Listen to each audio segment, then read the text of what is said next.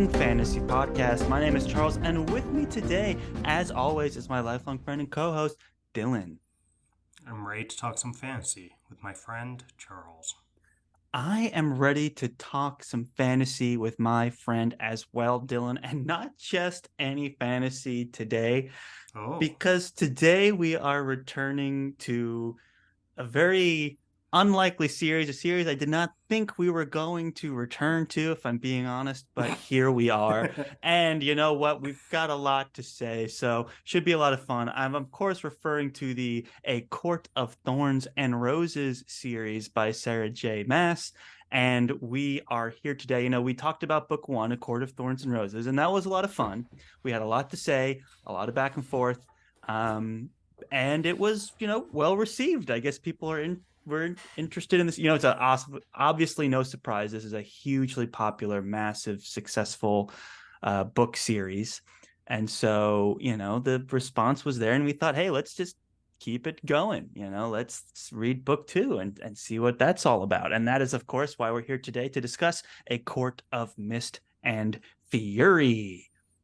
that's exactly what we're here to do, Charles. I know you left off in our A Court of Thorns and Roses episode for book Mhm. one, where you're like, I don't know if we're going to do the second book, but yeah, you said if the fan response is there, then we'd dive in. The fan response has been there, and Yes. I ought to say, Charles, the book that we're going to be getting into today is widely considered the favorite book of most folks in the fandom, Court of Hmm. Mist and Fury. And Yeah. yeah, I thoughts on that, Charles? Thoughts on that, where you had told me that before, and my thought was, is that real? Like, is that really is that true? Did they read book one? But you know what? My other thought was, I get it. Okay. And I get it, but it is not for me. And we'll get into that a little bit. But you said it was massively popular. And I mean, the numbers are there, man. It's got like 1.3 million ratings on Goodreads and over 117,000 reviews for a second book in a series. That is insane numbers, absolutely insane. And the average rating is 4.64, which means you're getting like a million 5-star reviews, which is absolutely out of control.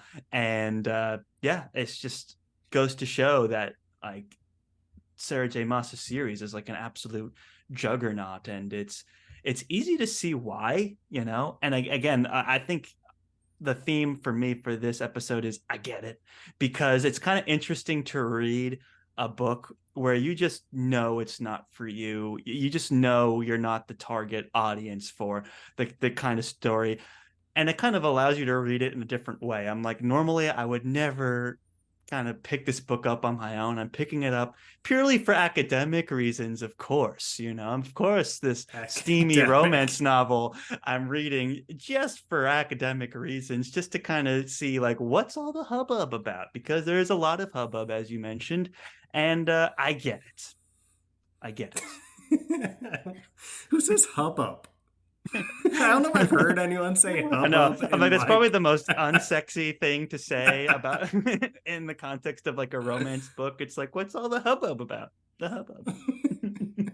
Yeah, I mean, that's the demographic, like the overlap between people who say hubbub and people who read Sarah J. Maas books. Like on that Venn diagram, just sitting right in the middle is one person, and Yeah. it's now you, Charles. It's just Charles is the I- overlap. if you want to hear what someone who says hubbub has to say about this beloved book, you're in the right place, because I think my opinions are going to go against the masses here, and Nice. yeah, and that's all couched in to say that I get it. But I'm curious, Dylan. I know, you were kind of a bit more into the idea of reading this on the show, and I know you've got pressures at home to read the whole series, and we love that for you. Um, just to kind of get your reaction. 1.3 million ratings, almost a million of those are 5 stars. Where are you sitting at in terms of your response to A Court of Mist and Fury? Yeah, I approach this with some trepidation as well, Charles, because Mm, I liked the first book a lot better than I ended up liking the second book here. And I don't think the second book was bad, like a bad book, but I guess the clash between it being the overwhelming favorite of most people's in the fandom, and then for me it being a lot slower, a lot less happening than in the first book. At least I interpreted it that way. Like hmm I'm coming in here, Charles, and I don't want to I don't want to hurt any feelings of hmm folks tuning in the fandom, but I think there's more stuff that I'd be critical about in this book than in the first book, where I was pretty like wholeheartedly like, oh wow, this book is awesome. Right. I Yeah, I'm a big fan. I will definitely read the next book in the series. Here, it's more like, I don't know if I would be picking up the next book. I wouldn't have DNF'd it, but I would be like, would I Mm. be picking up the next book if it weren't for the pressures at home? As you mentioned, Right, my right. girlfriend, I promised I'll read this whole series, and it's not. She thinks that I'll enjoy the next one more than I enjoyed this Mm. one. I think it kind of has gone to show where we differ from most people reading these books. Like most people picking up these books, I think are picking it up primarily for the romance aspects of it. And I think you and I enjoy good romance in our fantasy, but it's kind of like the Sure. differentiation between uh, romantic fantasy, like fantasy that has romance in it, and fantasy romance, I guess, like hmm where romance uh, is more the principal element of the book. Like we don't typically pick up fantasy romance books, and I Sure. think this one really hits on what folks who pick up like fantasy romance are looking for even more so than does the first book, and it moves a little bit more away from the like, oh, this is just like romantic fantasy, like fantasy with a like kind of emphasis on the romance. So I think Right. you and I like uh, it's gonna it's going to swerve away from what we're most primarily interested in, but swerving Right. right into the hearts of many folks that For sure. are just wanting the like slow burn romance to get fully fleshed out. And I Ooh, appreciate the way that nice that slow burn romance is done. nice wordplay What? there. Fully fleshed out Oh yeah. romance. Well, Fully, I don't baby. know. Yeah, I didn't necessarily mean it that way, but it definitely works. And I think that slow burn romance throughout the book, it's done better in this book than I think it is in the first book. But the like everything else in the first book to me was better than in the second book. So Hmm. I'm kind of like, how are we? Uh, yeah, how are we going to manage all of that, Charles? How are we going to Right. manage a conversation where we're giving due to the things that we like, and we're Right. also like, I'm kind of critical of these aspects of it. Yeah. Well, that's a great question. Sarah J. Maas, she's done very well for herself. She's got a beloved classic series on her hands. So I think it's okay to dive a little bit into the criticism, but I think we have to couch it in two things, right? One is that we don't normally read romance fantasy. So already like you got to take that for what it's worth. There's a lot that I can see that I really like. You talked about the slow burn of the romance. I thought that was all done very well. And the romance parts are steamy, right? So there's a lot to kind of Oh yeah. appreciate from that, whether I actually, you know, enjoyed it as a reader is something else entirely, but I was able to appreciate that. The other thing that I think is kind of funny to kind of couch this conversation in is that, I mentioned that, like, oh, I don't think I'm in the target market for this book. Dylan, in fantasy, a common thing that we hear um, is the male gaze, right?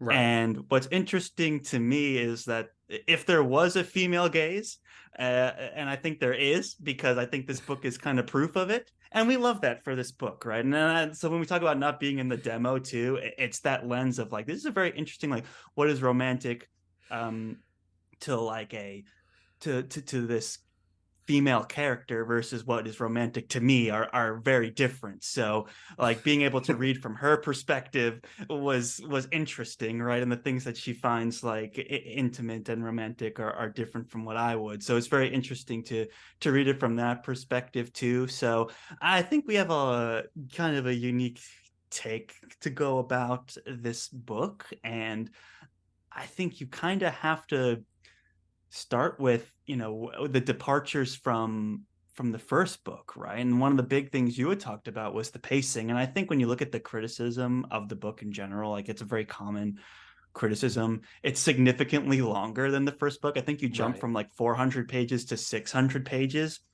And one of the things that we really enjoyed about the first book is the pacing of it. Like, stuff was happening all the time. Like, she was going out and hunting. She runs into this wolf. She kills the wolf. She comes home, and she's not even dwelling on it for like a night before Tamlin like barges in and whisks her away, right? And we kind of I respected that about the book. I'm like, we could have had chapters and chapters of her at home being cold and hungry and taking care of her family and worrying about killing that wolf and all this other stuff, but we didn't get it. Tamlin comes barging in the middle of a thought and takes her to the next chapter.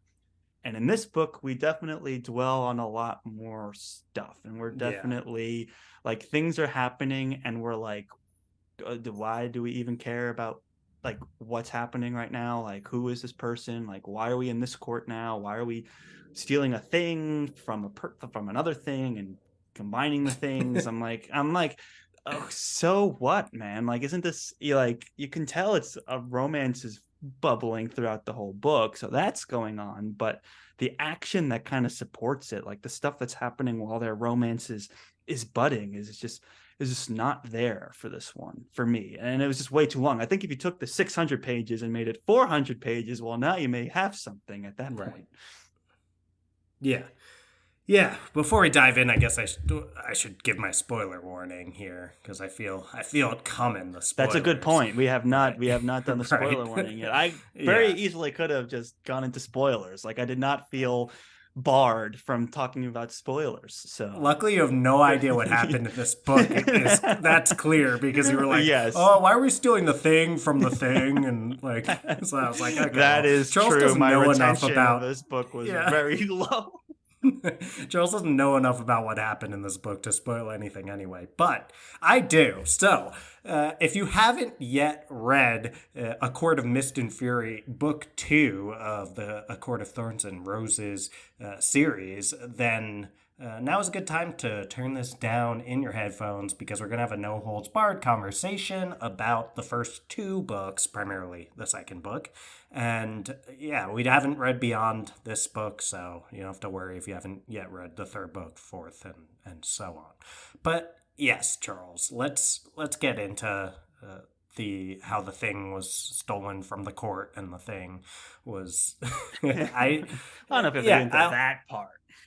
right. I think that it's yeah, this the greater page length for maybe the same amount of things happening, Yeah. but I would say probably less things happening is is definitely something that made this a more difficult read, but it gives more space for like the more I guess you get to sit with the interactions more in the romance. And that's probably part of why it's more enjoyable for folks who are primarily focused on the romance aspect of it, where in the first book, so many things were constantly happening that you don't really get as many moments like the ones like you get the moments with Reese and Feyre where they're kind of doing the Fae version of texting with the Yeah.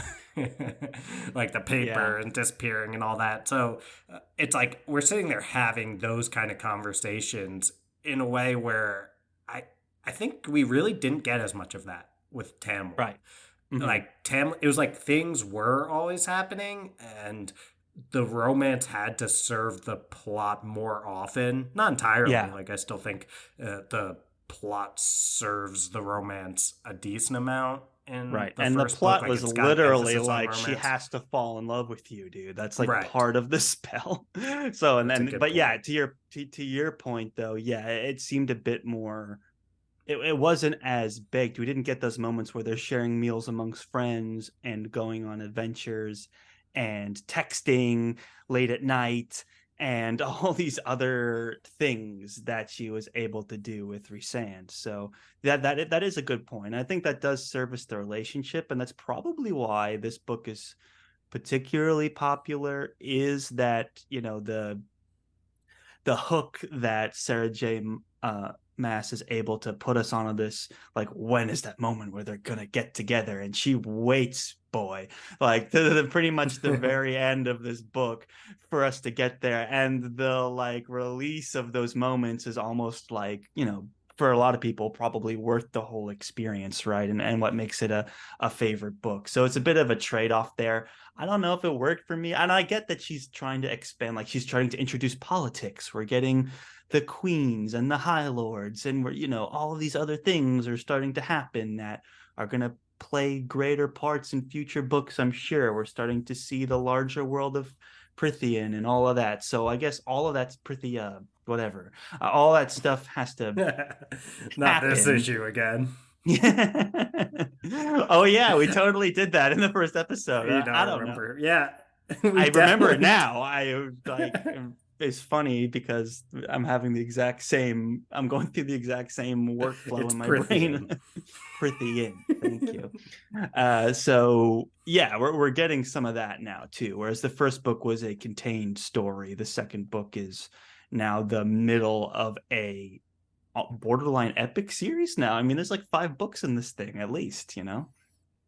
For sure. I think it's I do like about this book that it's so easy to fall into the trap with these kind of fancy romance style books where it's like, all right, there's a guy in the first book and he's the one and blah blah blah, Oh all yeah. that kind of stuff. And I do like that Sarah J. Maas turns it on its head completely. And it's like by the end of this book, it's like Tamlin is pretty unlikable. And Pretty. I He sold her yeah, out. okay, he is very unlikable. How about that? Oh, I mean, Mm. it's. I wonder if there's more to see, like, cause Sarah Oh, J. for sure. Maas is always like, oh, well, I'm presenting this character this way, but really they're like this, which works Mm. sometimes and doesn't work as well other times. But I think there's gonna be a little like we've gone totally the opposite way with Tamlin, where it was like Yeah. Tamlin's in the first book, it's like he's perfect in every way. And then in the second book, it's like actually he's awful in every way. And it's like, all right, like That's somewhere interesting. in between all of this is the truth.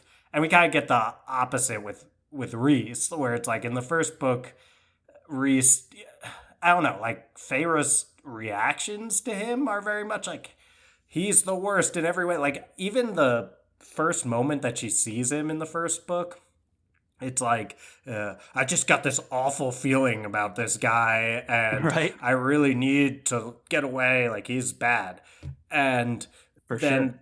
I remember when I was reading that, I was like, first off, I said to my partner, I was like, she might go for a tumble in the hay with Reese at some point. Do And they she was say like, tumble in the hay what? still, No. Dylan? Is that I No. think there's a new pie They're, chart that was created yes, just now. People that hubbub. say tumble in the hay and people that have read this book, it's finally intersected one time for you. Right. Yes, yeah. It's, I mean, where but on the Friends Talking Fantasy podcast will you find people saying hubbub and tumble in the hay when Dude, our discussing the prose court of knows thorns and no roses. bounds. Although Feyre did like literally tumble in the hay with that guy in the first book, right? Like she would True. go into the barn and all that stuff.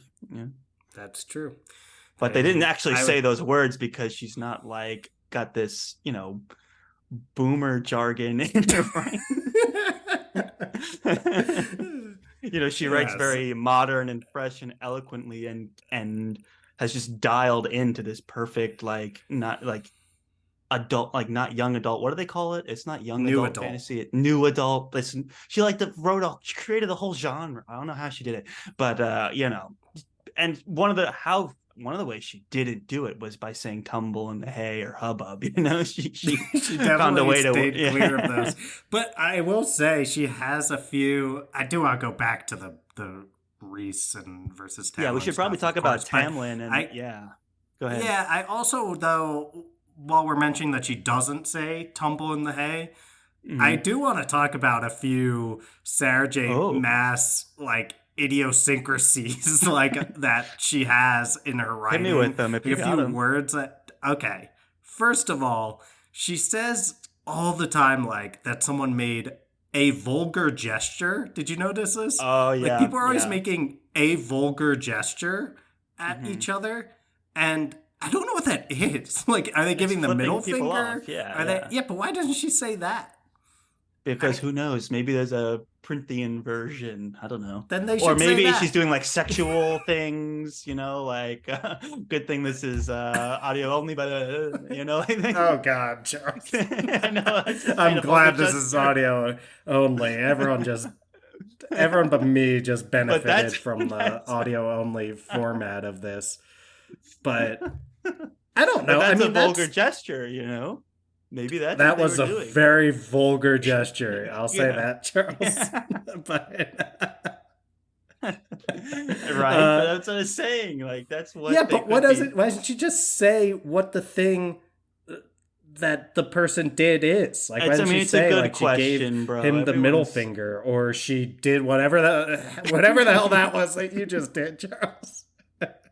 I'm sure Sarah J. Maas. I don't have the like eloquence to describe whatever that was, but I'm sure Sarah J. Maas, she has the vocabulary, she has the ability to handle that. So for sure, uh, for I sure. don't know. That was an interesting, uh, um, just an interesting one that I was kind of confused by. I'll get it in my Kindle.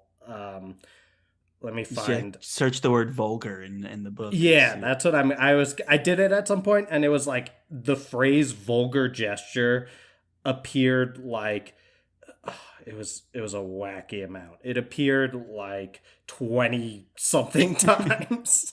That's a lot um, of times. yeah, yeah. I'll search Well, it while up you in look at real that, time. I think one of the things that we should talk about first, I think we should talk about Tamlin because you brought up that interesting point about how you liked how this book kicks off where their relationship is on the rocks because in the first book it ended happily ever after, and I agree with you. I thought that was a really great take that I enjoyed quite a bit. The book started off very strong. There was some, I mean, right away, because one of the things I was told is, oh, this book gets like steamier as you go. And the book did start pretty steamy, right? I think the steamy things are bookended, and then there's about 500 pages in the middle where it is not steamy at all. And then there's a couple scenes on the bookends of this story, and it begins with her with Tamlin. And Dylan, I would describe their relationship at the beginning of this book as what the kids say a situationship. It's he plucked her out of obscurity, made her family super rich again, like clothed her, fed her, all these other things. But now she saved his life and the whole like fairy kingdom. So and now they're just like together. They kind of grown past the situation that brought them together, and they're trying to salvage it. And I don't think they've realized it yet. And it's not until actually being faced with the prospect of marriage, like on her wedding day, that Feyre even considers bailing, but you can tell that it's on the rocks, and it's really interesting to see because this is a character who in your brain was Prince Charming like for a whole book, and now the cracks are starting to show, and it's not like he's doing anything overtly evil or malicious, but it's just a relationship kind of falling apart just enough that the possibility of going with Rysand all like becomes a possibility. You know, it's really interesting to see that play. And you're still almost kind of not sure who to root for. Like, do you root for them getting back together? Do you root for her to move on? You know, at the beginning, it's hard to tell. It seems like they could there's this miscommunication of her not wanting to be stuck in the castle and that maybe they could talk it out, and it's not until the end that that gets completely discarded, which I also think is a bold move from Sarah J. Maas, you know, because you're like 5 books. You got, I'm thinking like Twilight, you got Jacob, you got Edward, you know, you're going back, you're juggling back and forth. I'm assuming, I've never read those books, but I'm assuming there's a lot of back and forth, right? But by the end of this book, she pretty much closes the book on Tamlin, you know. So I don't know. What did you think about the overall Tamlin arc? Yeah, I Do we think ship that Tamlin? Like, what's going on? no, I don't think. I think that's kind of the point that you're making there, Charles. Right. Is by the end of this, I don't think it fits well into the like in Twilight. There's Team Edward and Team Jacob, meaning like there were Mm-hmm. legit legions of people, and they were like, oh, she really needs to end up with Jacob, and other people felt that way just as strongly about Edward. I think by the end of this book, if you're Team Tamlin, like I don't know. Luckily, uh, there's a lot of great places to seek therapy out there, and Thank goodness for I think that. right. Because he becomes like It's a white yeah, knight like kind of character, right? He he kind of is. like objectifies her and puts her on a pedestal, and like this wants to have her be this like walled, you know, flower. You know, it's weird. It's weird. Yeah, he won't teach her to fight. Like Won't teach her to he read. just Won't wants. teach her to Yeah. fight. Well, I think he would teach her to read. If I don't think if she Yeah. was like, "Hey, can I learn to read?" I don't think he'd be like, "No, like Yeah. if our enemies were to see you learning to read, then they would know something is up and they'd come for you, Right. But like he he did with the wasn't fighting." actively trying to make her a better like self-improvement, right? And that's the No. first thing Reese does is like, we're gonna teach you how to read, we're gonna get you, you know, we're gonna turn that frown upside down. You know, that's been like what he was doing the whole time. And meanwhile, she had spent months and months and months with Tamlin and all like, you know, nothing happened. Yeah, it's kind of interesting to see why she maybe start to have a change of heart, you know, because she is her own person and she wants to learn and grow and do more things. And she's not done like being awesome just because she saved the world one time, you know, like there's a lot more to learn and discover about herself. And so Tamlin was kind of getting in the way of that, like holding her back. Yeah, Tamlin things worked a lot better in his mind when the power Yeah. dynamic was completely in his favor. And as soon as he's like, Great point. Great right, flipping point. because he's like, as soon as it's like, wait, you are someone who might have a chance of being capable enough to function on your own in this Fey society, and it's Mhm. not necessarily in your best interest to be locked away in my house all the time. He's like, I Mhm. don't know if I'm actually cool with that. Like, I know I acted like I was, but that's because I knew that you had no chance out there, and Right. everything was in my favor in terms of the power dynamic. Right. And yeah, as soon as it moves toward a more even standing, he can't handle it. And he White Knight is a good way of putting it there, Charles. He's like he is always needing to be in control, and he needs to be the hero that's protecting everyone. And if he can't do that, like it's a giant meltdown, and that's what happened Right. in I the mean, the early power parts of this dynamic book. point is a huge one, and it's so well said that that's exactly what happened. And then look at Rysand. Rysand's whole backstory is his mom like was able to break the norms and break the power dynamics, and Reese was able to support that. And all he's done was empower the the people around him, not just the women around him, but in entire like cities of people. Like he sees that inner like beauty, I'll say, and inner potential in everybody, and wants to maximize that. He's totally cool with having high queens. Tamlin is like, no, no, no, that's not the tradition. That's not how we do things here. You don't know what you're talking about. Go back to your room, like, and go paint something, go paint. Like that's what chicks do, right? That's essentially what he's doing. And Rhysand is like, dude, my whole life has been shaped around like having powerful women in my life and having, empowering less fortunate people. That's like my whole mission. That's my whole jam. And that is what makes him the perfect foil to Tamlin, right? And what makes her kind of switch sides. Yeah, I think the points like him being willing to make her high lady and being more of a free thinker, all of that kind of stuff, it fits a lot more with her kind of discovering herself and where she fits into this society outside of just being this like helpless human in the in the middle of this fey world that she can't understand at all. And I think that uh, like it's done well in a lot of ways in terms of like I like romances where you see why two people actually fit together and why the circumstances make a lot of sense for these two people coming together. And I like also the idea of okay, this relationship has run its course, and Right. I think that's where Sarah J. Maas's greatest strengths, in my opinion, lie is in her ability to move past the typical like all right, well, the golden knight is going to be always the great guy and continue to never do anything wrong. It's like, well, actually, in a different circumstance, this guy might be the bad guy, and someone else who seemed like the bad guy in the previous book is actually going to be the good guy. And I think like the Reed stuff, I liked him better though in the first book where he felt more.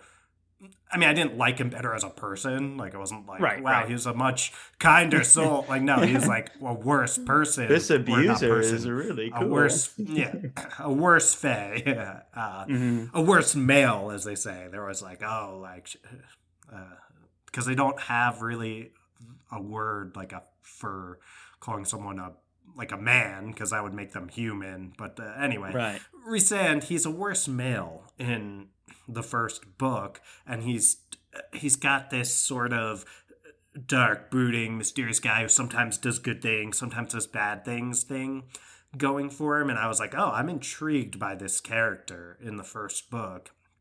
And I found him more interesting than Tamlin, who in the first book felt like, oh, I don't do anything wrong ever. Hmm. And Totally. I think then in the second book, my like criticism is the complete retconning of all of that with Rhysand, where it's like, actually, all the bad things I did were just because I'm such a good person, a good Oh male, yeah. A and whole everything. It's conversation like, about Rhysand the character. Like a lot I don't really care for. And that's one of you're tapping into the most one of the more sensitive ones. Go on, you go on. yeah, and I this is where I have some trepidation because I know I don't know actually because I'm not really engaged in these conversations with people online or anything like Mm-hmm. that because I'm trying to stay away from spoilers. But my Mm-hmm. sense is, unless Rhysand does a total 180 in the way that Tamlin did, my sense is Rhysand's probably the darling of this community. Like, probably everyone loves him. Mm-hmm. And if that is the case, still after the next few books, then I'm a little worried because I'm like I don't. I think they just then he's made into this like super one-dimensional guy that's like, oh yeah, like I'm super concerned about your boundaries and I'm super. And it's like that's great in a partner, but it's like, wait, what happened? Because this guy last book was like Yeah. taking her out to like the Yeah, to drugging her, like putting her in yeah, scantily clad dresses, having her sit on his lap, like fondling her in front and of a like whole room of people, like all of that without her consent. And a then he gets hundred to percent. like in the second book just be like, well, like I kind of had to do that because I had to I show did everyone. it And it's because like, I loved dude, that you. right. And then Give me a it's also the fact that like in the second book, he never really does do anything too much beyond even the moment where he's kind of like fondling her in front of everyone again. It's like they kind of talked out like, oh, this is the plan, like we're gonna do everything. So it's like uh, she's in on that. Yeah. And even if the like individual actions, he wasn't able to just constantly be like, oh well, is this okay, is this okay, like you get the sense like she beforehand kind of consented like we're gonna do what we have to do to put on the Yeah, show and that she we have to wasn't put on. drugged or And coerced, and right, she was into it. Like it was consensual 100%. Yeah, totally different. yeah.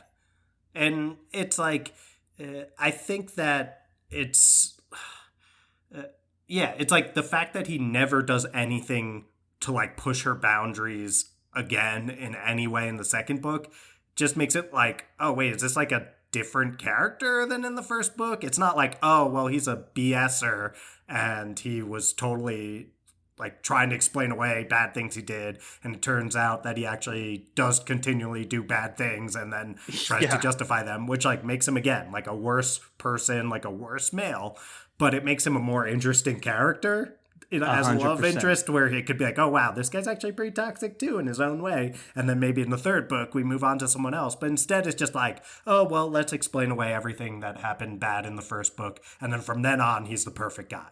And it's like, Exactly. some There's of a those couple things. aspects. Look, this Resend character in this book, it becomes problem. It becomes like a problem for me, especially at the end. But in the beginning, there's a lot that I like. Like Sarah J.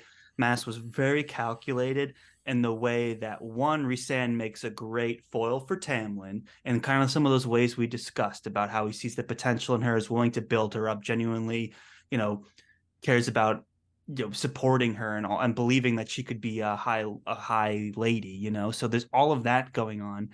And then he also has a lot of commonalities and parallels with Feyre that no one else could understand, right? In the beginning of this book, she's waking up in cold sweat nightmares, remembering the trauma that she went through in Amaranth's challenges, right? She killed two people, two innocent people in cold blood with a dagger, right? Right. Were very traumatic. And that was what I loved about the first book. I'm like, wow, Maas is going way harder Yeah, than she pulls no and punches. irreversibly pulls no more than I ever thought. And I Yeah, really like that that was a about strong that point. book. And then we get into this book and we're coming towards the end, and what's his face is turning into a total like pansy boy. And I'm like, what is this? Like, she pulls every single punch in the book. Like, I don't even understand it. He's like, oh, I did all those things because I knew you were my one true love, and I always loved you, and I had to keep my people safe, so that's why I sexually assaulted you that whole time. And it was because I was too good. And you're Yeah. like, okay, like you're so good that you sexually assaulted her, and then now you're like in love. That's fine. It's like, I always knew you were my soulmate, and then that whole scene where he goes back and explains every single interaction they ever Right. had, and how he was being so good and virtuistic in every single moment throughout the first book. And you're like, forget this guy, man. This is so lame that Risen would say this to me right now. And then there's the scene where they're flying and he gets shot down. And she's like, you didn't tell me you were my soulmate. Literally, this dude has almost died like 2 seconds ago, like riddled with arrows. And she's like, oh, this one little miscommunication, I'm walking away. And what does he do? He's literally bleeding out on the floor and he's like groveling. He's like, no, I loved you. I promised I did. My reason was super good. It was because I loved you too much. That's why I couldn't tell you. I wanted you to live a happy life because I loved you. And then she walks away. And I'm like, what is going on here? Not only did we like retcon every single cool thing Rhysand did, or cool, but like every single thing that makes his character Interesting, but interesting, awful. but Yeah. awful in the last book, we're going to retcon that because he was the perfect angel. And then now we're going to like act like that's a desirable thing. Like if I was poor Feyre, I would be like, dude, I don't care how perfect you are, I can't unsee all that horrible stuff you did to me, bro. You sexually assaulted me. I don't care about the reason. Like, you drugged me and Yeah. forced me to do all this stuff and coerced me into making all these deals. I don't care if it was because you were right, and yes, we saved the day, and you were right, but just because you were right doesn't make me not forget all those horrible things. Like, now that's interesting, right? And being weirdly attracted to him still would still also be interesting. This is someone that Mm. sexually assaulted you, but he turned out to be good, and he turned out to be kind of right, and you kind of like him, and that's kind of confusing, right? Like, that's an interesting story, not this, oh, he was a sweet angel and we're soulmates, and like, he was so good the whole time and he loves me, but now I'm mad at him because he didn't tell me we were soulmates. And I'm like, get out of here with all this. And It's like, get to the point where you're like, what is this? yeah, well, so a couple things here, Charles, and you were cracking me up, so I'll credit you with that. But I'll say that. So first off, the like arrow riddle thing, like I get where you're coming from, but it was kind of in a situation where she didn't leave him until she was sure he would recover. So it's just Yes, gonna but still, like he literally just almost died like a I know, minute ago. I know. I get it. I get the criticism there, but I do want to just like uh, the aspect of it that's a bit too far is the like she just left him there to die sort of implication of it, which is not what No, she happened. did But make she sure he did was the rest okay. of But it. imagine like your significant other almost died in a horrible car crash, and then it's like, you didn't tell me that, you know, you kept this one really unimportant secret from me, like while they're in the That's hospital not bed, like they're it's gonna not be fine, unimportant but secret. okay, But what yes, what I what your secret? It's point's like, well oh, you taken. didn't tell me that you were planning a surprise I love you party for me, and then like they're on the bed, like, I Why can is that the explain. equivalent? Okay, I don't it's know because more there's no like you real, didn't tell me. It's more like you like, do you want to didn't tell marry me me or you were gonna something? propose or something. Okay, Like, but anyway, the sure, but I that's like love you leaving someone party. on the hospital bed. It's like, yeah, they're gonna be fine, but they still almost died and are in horrible, horrible shape. Yeah. And they could really like, you're leaving someone who's like strapped up to all the machines, like that's going beep, beep, and he's like, no, I love you, please don't go. It's like, why would you do Yeah. that to them? It's Oh god. wild, wild. And I know she's always been impulsive, and that's kind of something I've liked about her. It's like, you would like, how could a character do that? But she has always run into the situations and events impulsively, and she's made those mistakes. And I always find it interesting when characters make mistakes, and that's something we praised in the first book. But in this one scene, it was so out of context. It's like no reasonable person would do this. It's like, who cares? Your partner almost died. Like, don't you want to talk it out? No, of course not. We have to go run off somewhere and paint in a shed, and I don't know, and then be like, oh, you know what? He was right, and we do love each other, so I'm gonna go back. This is what is the point of all of this? I don't understand it at all. It is super bizarre. Just so someone else could talk about how Rosand is really just such a great guy, and you should really like him. And he didn't do anything that bad. Crazy. Yeah, I Don't mean, ship. what's all the hubbub about this I love you party? Yeah, seriously, Charles, right? Charles, have you It, interacted with any other humans besides me over Zoom over the last like 10 years? Like, people are that is throwing a each other great these "I question. love you" parties. So As humans do. yes, it's like it's like a Martian trying to figure out like how to explain your point. No, a So better analogy: fiery car crash on the hospital bed. You didn't tell me you wanted to get married. yeah, How could you? that's I'm fair. leaving, and they're like all my bones are broken. Like, Right, right after the doctor says, "Well, they're gonna live," they'll pull but through, right, yeah, okay. but they're gonna be So the they're gonna other spend thing several is, nights in the Charles, hospital. the other thing is that let's give Sarah J. Maas credit here because we in the first book criticized her for like, oh, Tamlin, like he's treated like he never does anything wrong, he's so noble, blah blah blah, and then she is willing to flip that on its head in the second book and kind of show you some things that you could look in retrospect and say, oh, actually, like I see the warning signs of some of Tamlin's issues and his inability to handle like not being in control of the situations, need to protect everything, and it's like you can see those things like when you look back on the first book.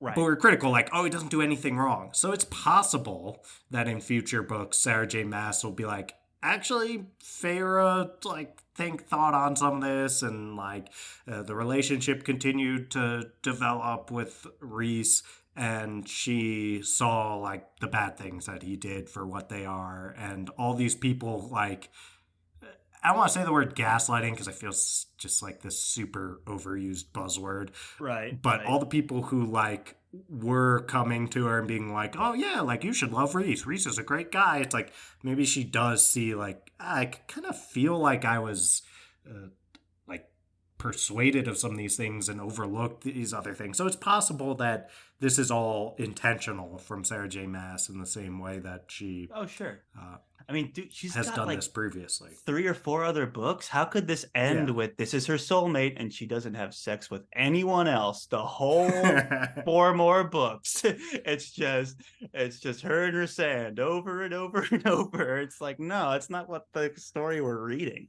And I mean, they actually did get into other POVs at the end of this. Like we got Rhysand's POV for a moment. Yeah. So I think there's opportunity there. I mean, it's certainly possible that she pairs up with Rhysand and that's the end, and we move on to other characters, which is kind of an interesting thought because I did Right. really enjoy the POV change. But yeah, exactly. Like there's still a whole lot of story to go. You could tell a lot of this book was dedicated to building up a lot of more epic fantasy kind of scenarios. And that's kind of an interesting mashup. And she's always been able to write like this very readable, followable, entertaining, you know, plot structure. So I'm sure as she delves more into the epic fantasy, she's going to keep us along for the ride. I have no concerns about that. So the fact that I'm sure there's other things that she's weaving that are going to pay off in another book or two that were, started in these moments that we're criticizing now. It's a very good point, but that doesn't take away from the fact that I'm not feeling it today. And like Yeah. anything that I thought was interesting about Rhysand was stripped away. And he's just like, I did it all because I loved you and I was so good. And that makes me kind of roll my eyes a little bit.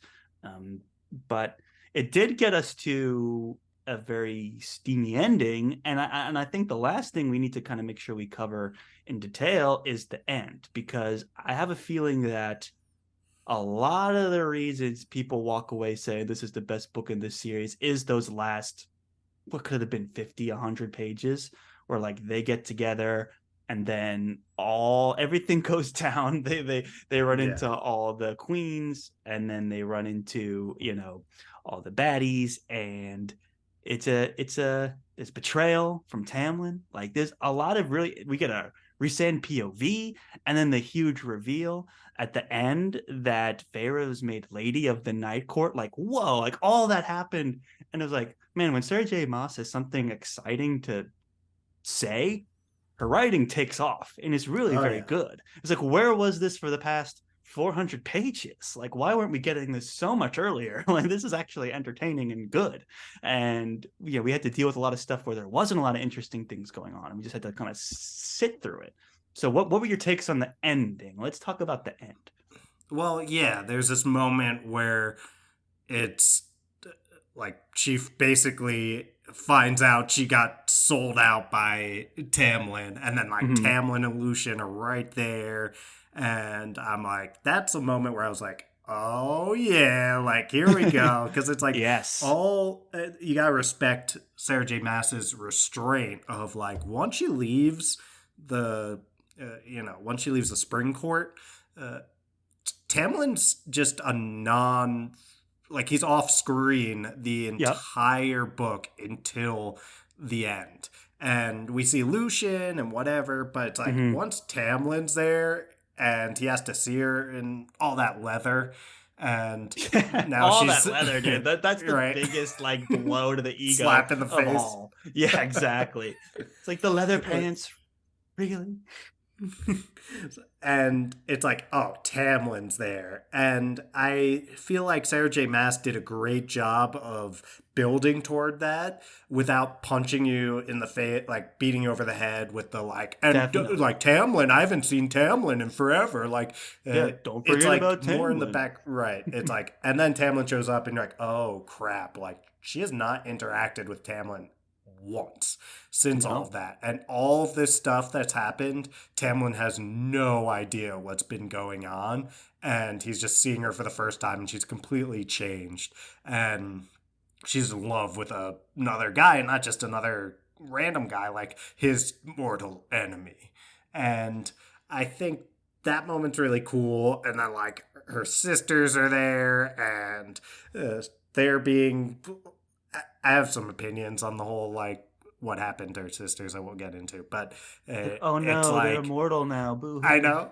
That's my thing. It's Like, like it's I treated feel like like, it's this like horrible thing happening to them. It's like, oh no, they're made like super beautiful and immortal. Like, and they're gonna be like how super could you do strong, that to them? probably. Yeah, who Yeah, knows what powers they may have? Some hidden abilities that they'll unlock later. Like what a tragedy. yeah. And I would have been now, diving headfirst into that cauldron, man. Like, come right? on. Me too. But it's like they're dragging them and they're like fighting back and they're like holding their head under the water. I'm like, you will be an immortal fairy god. It's like like what is Right. this scene? And It's now Elaine bizarre. has to be mates with a handsome guy. She was And it's gonna like, marry someone that hated fairies. Like, right. who cares, dude? Like, who cares at So, I all? mean, I get the idea that they have these prejudices against Yeah. Fae, and that's why they would resist. Like, I understand the in world explanation, but I guess from an outside observer who's reading its perspective, for me, it was hard not to dive right into this. Like, That uh, and like what is Feyre the, had like, no problems. consequence? I was hoping that, yeah, like, I was hoping not, I don't have anything against Elaine, all right? Mhm. But I was kind of hoping, just from a like don't pull punches perspective of Sarah J. Mhm. Maas's writing, I was like, they were kind of like, oh, we don't know for sure if they'll survive the transformation. I was like, what if like Elaine dies and it's like, then we're like, oh crap. Like, now Mm. Tamlin's actions resulted in the death of Feyre's sister. And like the Mhm. innocent one too, like that's the one that usually you gotta kill just for the, Right. for the perspective of like, Right. no, not to Lane. She never did anything wrong to anyone ever, and now she's dead. And it's your Oh, the fault, one thing was Tamlin. she was gonna marry a guy with an that gave her an iron ring. That was like the one thing, and that's okay though, because she's so sweet.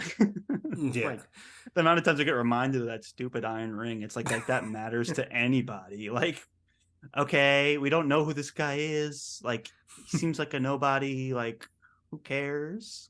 No, but God. isn't he like a lord's son or something? Either way. Something like that, but still, it's like there's no like if even if maybe Feyre had faced some real prejudice going back to her family, like then maybe the thought of getting them turned would have been a bit more horrifying or complicated. But I was like, good for you guys, man. You just unlocked eternal Right. youth. Like that is something that people would murder their loved ones for. Like, come on, let's be real here. This is and you're probably going to be super strong, and oh, here's your true love. Like, dude, you came out of Right. that cauldron, like you got your true love, immortal life, like probably super strength. What and we're like crying, and then they're dragging the next person, and they're punching and clawing and fighting to try and not go in, and it's like, what? Why wouldn't one of those queens just dive right in? I don't understand. So that was a bit odd. And you mentioned prejudice, and yeah, it's there, but we like all the fairies we know are just so beautiful and godlike and can do no wrong that it's hard to feel like there is any real prejudice. Like, come I on, think, bro. well, it's not that I don't believe that there's prejudice. It's that as a reader who doesn't hold prejudice against Faye, it's Right, just hard to, like, it's hard to feel like such horrible things are happening to these people because, right. sure, they're going to have to confront, like, these identity issues or whatever, but I feel pretty strongly that in the end, they have, their whole immortal lives to look back on this and say, like, you know what? I'm kind of glad how all that You panned out. think? You think? In So that's 200 kind years of from now, where, when they're still young and beautiful, they'll probably be like, yeah, that kind of worked out, actually. Strange. right. So I kind of So think bizarre. that's the only stakes for me at first were like, will Sarah J. Maas kill Elaine, Yeah. and it's like no, Like the and scene I think itself there's a was couple pretty missed. intense, like the Yeah, imagery of it, it dragging was them well into a written. cauldron and shoving them in. Yeah, like it Right. was definitely impactful. Yeah. No, it It's was like, well written oh and all no, that. they're Fae. Oh no, they're immortal now. Their lives are going to be so much better now. Oh my God. Yeah. Ridiculous. It's yeah, it's interesting. I think that the like the actual worst, well, maybe not the worst, but one of the worst things and like the most hypocritical things that we see from Tamlin at the end is that he is basically allowing uh, he's allowing the was it the king of Highburn, is that the Jurian? I don't think Jurian's like the king remake. Like Jurian Yeah. was the guy who was in the ring in Yes. the last, yeah, The but eyeball I in the think ring. it's the Yeah. king of Highburn, if I'm Okay. correct, who is like the main baddie of like the big bad of this whole thing so Mm. far, and he wants to attack the mortal realms, Mm. and to do so, he kind of needs to be able to access it through Tamlin's lands. And Tamlin has pretty much, like, in exchange for all of this, to be able to get Feyre back, he was like, "Oh yeah, you can use my lands to attack the humans, like, or to like work toward attacking the humans." Hmm. And I think that's like the that was like the worst, Oh yeah. one of the That's worst things and the most hypocritical things that he did. And mhm. I'm interested to see where all that goes, but it's like that's terrible. Like that's just Right. awful. And I he know. acts like he And wants to protect everyone. it's juicy, like I do like that aspect of it because, of course Tamlin's been trying to get Feyre back this whole time, right? In his mind, that's his betrothed. They were super in love. They were about to get married, and Rosén stole her away. So, and who knows through what kind of Stockholm syndrome magic stuff that he used to warp her mind. So he's trying to save his innocent bride. That's kind of his gallant excuse for doing all of these things, right? And that makes him interesting. And he was willing to make deals with less, pretty unscrupulous people to do that because he loved her so much, but he loved this version of her that no longer exists. and, Yeah. and so it was kind of a really interesting layer there that I really like kind of saved the book for me from being a total loss. It's like I like this ending. And then of course the reveal that Feyre goes to the spring court with Tamlin, right? She makes that Yeah. sacrifice again, which I thought this Pretending time, that her like memory has been wiped, basically. right, and that Rhysand tortured her and like wiped Yeah. her mind, and that she was able to break free, and so basically publicly denouncing her soulmate. So she does that, and then what is revealed to us at the very end was that only the night before she was made into the Lady of the Night Court. So now you have the Lady Oh, of the not Night just any Court, lady, Charles. the High High lady. Lady, excuse me, of course. And all her sisters, by the way, were turned into high fairies too. So, like, not any other fairy, the highest one. So, like, you do the math there. But anyway, that's my The puppy's playing with the math. squeaker toy. Very excited. Go get it. So, yeah. As I was saying, the whole idea of being the high lady of the night court, which again Tamlin said was not possible, right? Can't be done.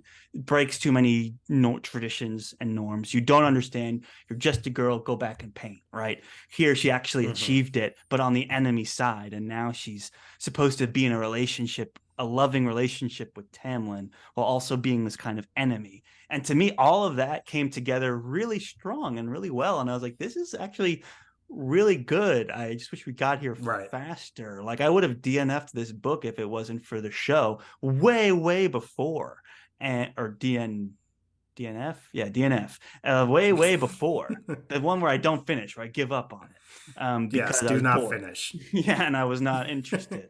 That would have been what would have happened. But at the end, I became very interested, and I was like, okay, very, very strong ending. I don't know if the payoff was worth reading the whole freaking book, but it was very strong, and I can see why it's commanded such a strong audience. Like somehow Sarah J. Maas, she created a whole genre of this like mature young adult thing, and she targeted this audience so well. Like the way these like what makes these relationships kind of romantic and steamy. She just is so dialed in, and her style is so dialed in and has this mass appeal, and it really shines at the end of this book. So I was very impressed by the ending. To as much as I've been ragging on all the characters today, I just want to make sure I go out by saying, hey, very strong ending. I get it. I know why she's got a million 5-star reviews for this book. They're earned. Yeah, it's juicy. The idea that she's Juicy. now the High Lady of the Night Court and she's in enemy territory, and Reese is gonna prepare for war to get her back, and he's gonna be the fighting against Tamlin, but also fighting against the King of Hybern. It's like we're all gearing up for some serious action, which is something that I think Mm-hmm. was kind of missing from this book in comparison to Mm-hmm. like the first book. It's I think we're gonna get some. We got like a taste of it. I think in this book of like Faye actually fighting, and uh, like Feyre actually fights, and there's a whole part where they're attacking Reese's homeland and all that kind of stuff. Like I think we're gonna get more of that moving forward. I'm interested in that, and Mm-hmm. I think that uh, yeah, it's got a strong ending. The only thing for me is yeah, there's a couple moments where it's yeah, Sarah J. Maas could go a little extra, like a little harder on something, and she pulls a punch where she wouldn't have in the first book. And I think that is the case with like there's a part where the king is like, I'm gonna destroy your mating bond, and I was like, oh, like this is interesting. Like Yeah, if so, totally. what if she still like loves this guy? Like that won't destroy the idea that she still loves him.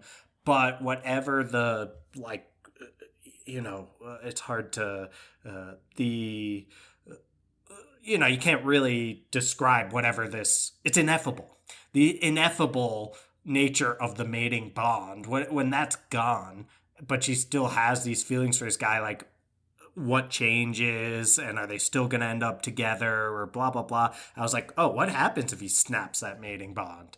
And then Yeah. it's like, oh, I did it. I'm the first person to ever do it, but I'm the king, so that's why I could do it. And Tamlin's like, ah, nice job, man. Like, respect.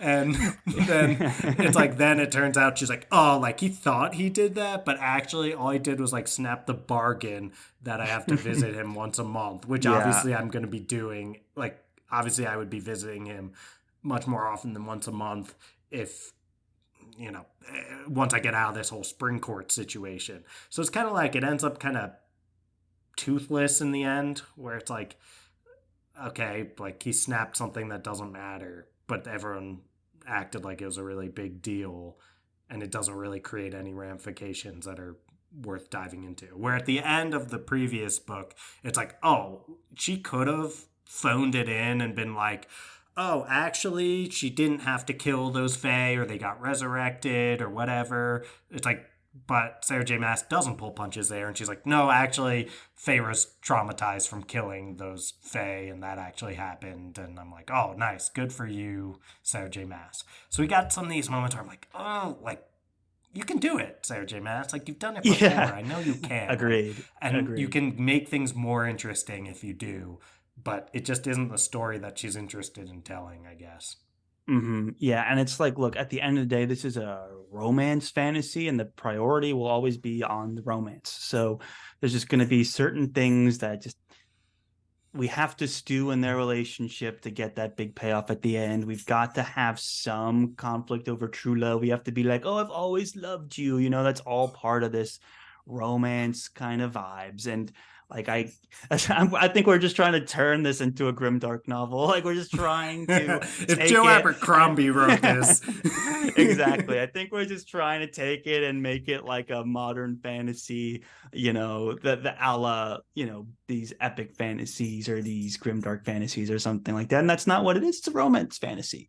So all the things we're changing are kind of things that make it like a really popular romance fantasy. And I think Sarah J. Right. Maas, the fact that she's taking that romance genre seriously and putting in some really serious elements that are enough to get us intrigued is how you pull in like a super massive national audience base, and I think, she's International, I'm sure. international for sure, for sure. Like the way she's got it dialed in of like a little bit of this edgy grimdark, a little bit of this romance, a little bit of this young adult, a little bit of this, she's like dialed it in this like perfect. It's like the Coca-Cola formula. It's like, yeah, we can all make Coke, but somehow Coke just makes it better. And that's what she's kind of doing. She's got her secret formula in the vault on how to just kind of make this super popular romance fantasy adult fiction, new Well, we adult or sure whatever do. it is.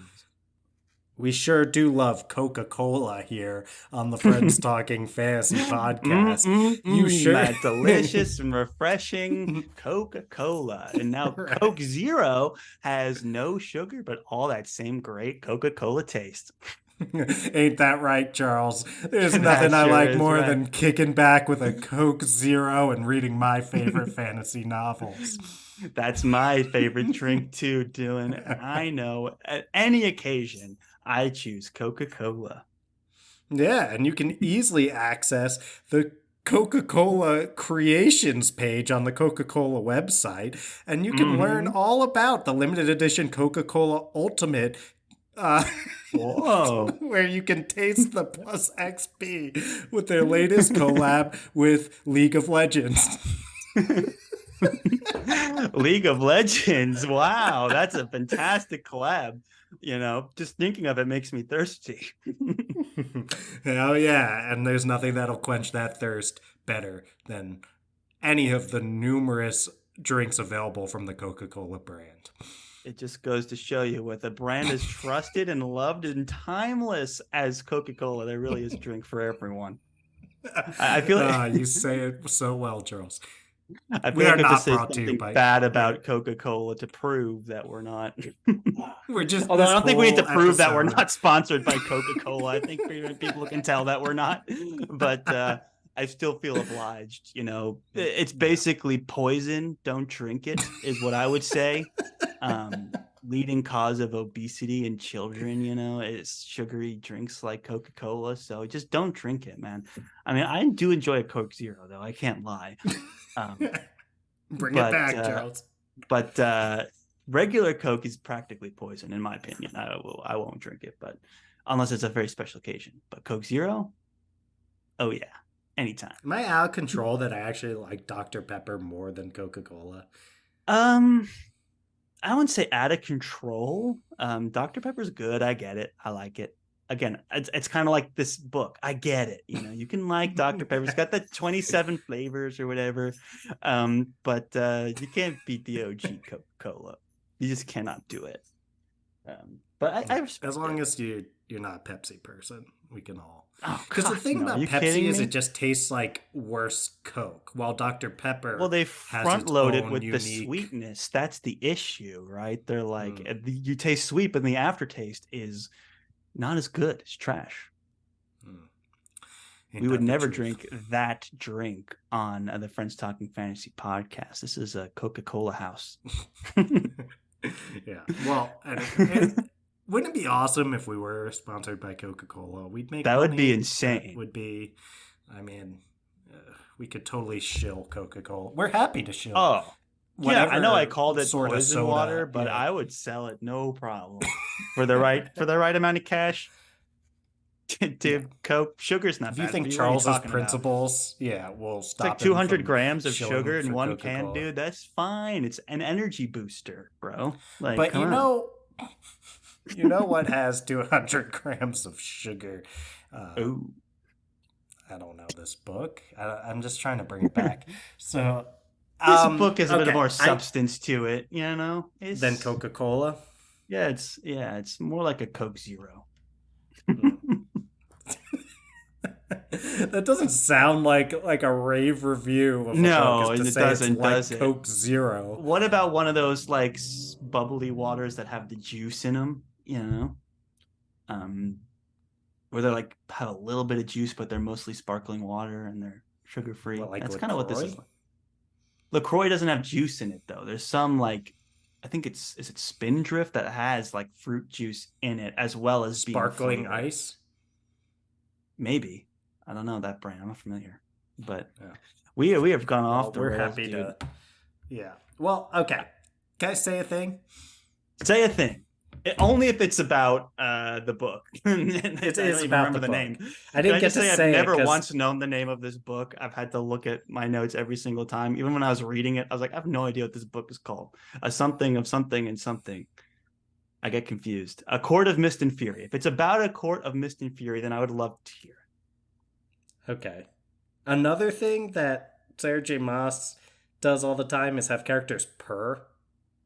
There's 23 Oh, instances of characters purring of some sort. now that you And mention it, you're right. I that wasn't a conscious thought that I had, but you're right. oh, Purring it is happens so sexy. much. Yeah. It's very like it's Purring, more the than the obscene vulgar gesture. gestures, the vulgar gestures. Vulgar Yeah, gesture. But it's just a very I don't know why she doesn't write. So that appears, I think, 9 times when I searched it, which isn't as many as I thought. But that's still a lot of times to yeah, say vulgar gesture, like as yeah. a It's a lot of. specific That's more than phrase. your average book would say. Oh, by Vulgar gesture. probably most books, like most Yeah, fantasy books we read, even like 800 plus page books, probably don't say vulgar gesture at all. yeah. Like You're right. in, Let alone so 9 times. yeah. Mm. So, all right. I mean, it's a lot. And it's just a weird thing to not say what is actually being done. So I just want to drill that as if I didn't establish the vulgar gesture issue earlier. I just want to Mhm. drill that point home. That was confusing for me. But I'm with you, Charles, on the ending of this book being this probably the strongest part. I see why this has people coming back. Like, I think it's a good job of, I wouldn't call it a cliffhanger because I think cliffhangers are basically like you didn't tell a complete story to try to force someone to come back to the next book. I don't, and Mhm. I consider cliffhangers like kind of a cheap ploy. I don't consider this a cliffhanger. I just consider this like Mhm. a juicy ending to a second Right. book in a series that has more than 2 books. Right. So I respect that. I think she built well toward the end. I think that Right. things are gonna probably pick up in the next book. And yeah, was the emphasis on this relationship like did it not sit as well for us as it probably does with most of the fan base? Does it leave most of the fan base purring? Probably. Does it leave us Probably. purring? Maybe not to the same extent. But respect to Sarah J. Maas. She knows what she's doing. She's no pun intended, mastered the art of creating these sort of new adult feeling books. Mhm. She's hugely successful because she does a lot right. Oh And yeah. I think your discussion of her kind of like, oh, let me give a pinch of grimdark and a hint of epic fantasy and, quite a hefty dose of fancy romance. Mhm. I think she it's hard to, I keep wanting to say master or like massive and it's like I don't want Mhm. people to think I'm All these saying mass things. puns Yeah. off of her Making a name, joke out of it. but Yeah. right, but she is a master of her craft, Oh and yeah. I think it's on full display with this book, even if some of the elements like demonstrated why we're not Yeah. exactly the I, target I feel demographic. like she like discovered like a new whole market for like books, like I feel like there's always romance books, right? And there's always like young adult fantasy, and we had Twilight, but I feel like she's gone a step further, and it's really interesting to see. And this is the first, I didn't read Twilight, but I read this, and I always kind of compared the two in my head, but it's kind of interesting to read this and see just like how, like, where the appeal is, and it's well crafted, I gotta say. And she had moments where she wrote me in, and I'm not even anywhere near the target audience for this book, and I was still, thoroughly entertained, and I would readily recommend it to a lot of people for sure. Would I read the next book? Not on my own volition. Here we I would go not. again. But if the downloads are good, man, like, that's the reason, And if Coca-Cola Yeah. pays for me to read the third one, I'd read it in a second without hesitation. So, lots of reasons I would read it, but on my own, just for entertainment, nah, man, I don't have got time for that. But who knows? Maybe the audience is here and they've suffered through our dialogue about the book, and there's justification to crack open the third book, which I have no idea what the name of it is. I'll pull it up. A Court of Wings and Ruin is book 3. It's even longer. Book 2 is 640 pages. This one is 720. So we're blowing up here. We're getting a little bigger, and that makes me a little nervous seeing that, because of our criticism of the length of the pace of this book. But who knows? Like, she set a lot of stuff up. She's got to kind of talk through now. So who knows? What was it that in one of Robin Hobb's books, there was some review written of like book 2, which got like much bigger than book 1, whereas like there's some concern, like this book is good, but there's some Oh concern that yeah. Robin Hobb has lost control of the narrative or Oh something yeah, like that. that was on the. I think that was on the Wikipedia page, or something. Let's see. Reception. Spellbinding installment built on patient detail, believable characters, and mature plotting. Though at an unwarranted 608 pages, keep in mind the book we just read was 620, there are ominous signs that Hobbs beginning to lose control of her narrative. Yeah, Isn't there's that some crazy? feelings I have like heading into book 3 with 700 plus pages that perhaps Sarah J. Maas is losing control of her narrative, but there are ominous signs, as they There said are in that ominous review. signs for sure. That's a well written. That's Yeah, just a it's great, eloquent way of describing what they're trying to say.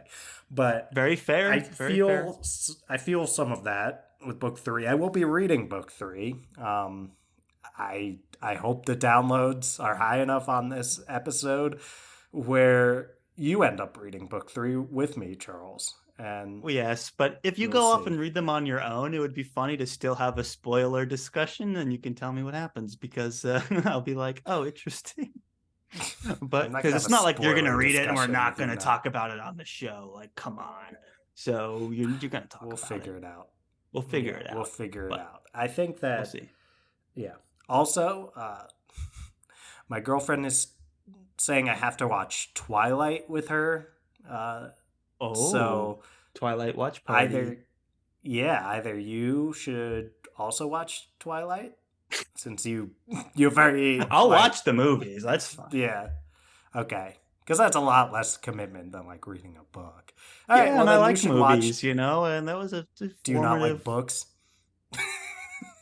I mean, I like books too. I just am like, with movies, it's different. It's 2 hours max, and I'm like, I'm Well, that's done. what I'm saying. It's a Versus like a lot less 30 commitment. hour audiobook or whatever, 20 hours, whatever it's gonna be. Yeah. So yeah, well, you should watch too then, and we can Yeah, come well, we'll talk back about it. and We'll talk finally about have that discussion. Like, it. how many years too Yes, late? yes. It's the years 2023. Friends Talking Fantasy Podcast releases their Twilight movie one review discussion. Yeah. This is what fans have been waiting for forever. Yeah, well, we'll see. I'm open to it. I think there could be fun to watch it, and talk about it. But that's not me saying yes, it's going to happen. That's me saying it's interesting, and we'll see. Mhm. But I think for Yes. now, what is definitely going to happen is that we wrap this thing up and play that outro music. What do you say? I think it's time for that sweet, sweet outro music that's as sweet as a delicious Coca Cola Mm-hmm. beverage that you Yep, can absolutely. find at any of your local grocers. Wherever beverages are sold. Yeah, wherever Check it out. beverages are sold. Yeah. All right, let's do it. Thank you, everyone, one and all, for listening to yet another very exciting episode of the Friends Talking Fantasy Podcast. If you like what you heard today, if you want to reach out, support us over on the socials, best place to do that is over on Instagram at the FTF Podcast and Twitter, X, formerly known as Twitter, at the FTF Podcast with a number 1 at the end. Now, Dylan, if they like what they heard today and they want to support the show even further than following us over on social media, what can they do? Toss 5 stars to our podcast, which you can do over on Spotify. It's just 2 clicks over at the top of the Friends Talking Fantasy podcast feed, and it's so helpful when you do that. You can also rate and or write a review on Apple Podcasts. And I always say rate and or write a review. I think you don't really have the option to write a review without rating. I think I need to. You ever think about that? Yeah, I need to kind of revise that. But you can rate without. You can rate without reviewing, but you can't review without rating. Just say to do both, and then hope just rate and review. Yeah, but I want to let them know they can also just rate. We'll get there. We'll get there. Yeah. I think we'll workshop it. Yeah. Hopefully, if you Sarah J. Maas heads, not Maas holes. No, definitely not those. If you, be, hopefully, even if we're a little bit critical, it'd be, nice to still throw us 5 stars. Don't be mean to us. For sure, yeah. If you're gonna go as far as to rate us anything, you may as well just rate 5. Like, anything less is kind of mean, if you think about it. It's a little cruel. We're not actually brought to by Coke. What? Like, who rates 4 stars? It's fair. I mean, hey, you have the choice, but I'm just saying, like, if you're there, why not leave 5? It helps, and it makes a difference, and it makes us happy.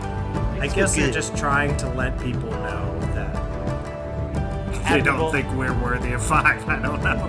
They just want people to know, like, okay, well, like, this is good, but all these other 5-star people, like, they're over-exaggerating. They're not that great. But please be a 5-star person if you can. Yeah. But just listening is more than enough. That's what I always say. Dude, just listening, especially on this one, making it to the end was not an easy task, and we love you for that. So thank you so much for making it all the way to the end. We greatly appreciate you. And as always, guys, go forth and conquer, friends.